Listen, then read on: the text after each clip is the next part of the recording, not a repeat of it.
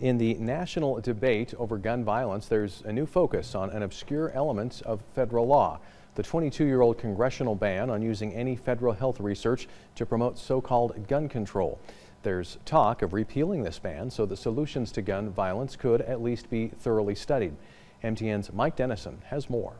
The research ban, passed in 1996, says federal funds for the National Centers for Disease Control may not be used to advocate or promote gun control. In the wake of last week's mass shooting at a Florida high school, some are saying the ban should be repealed so the CDC and other federal health agencies can examine proposals to prevent gun violence to see if those solutions could actually work and protect gun rights. We asked Montana's 3-member congressional delegation how they felt about a repeal. None said they would support it, but Montana's 2 senators said they're open to the idea of further study of possible preventive measures for gun violence. If it's just about the CDC doing research to figure out some possible solutions to kids getting shot in school, absolutely, I would be open to that.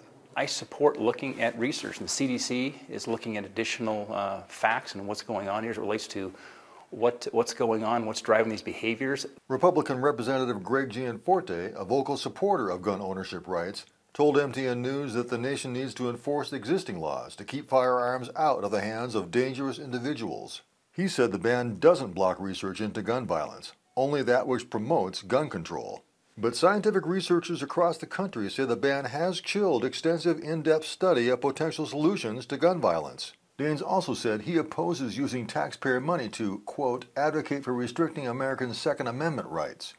Like Gianforte, both Tester and Daines say laws already exist to keep guns out of the hands of troubled people like last week's shooter. He needed to have due process to be adjudicated, to be put in the NICS system as not being able to buy a firearm.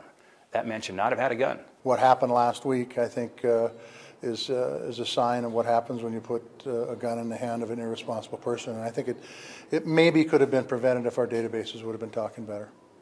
As far as lifting the research ban, it doesn't sound like our delegation will be leading the charge on that one. Mike Dennison, MTN News.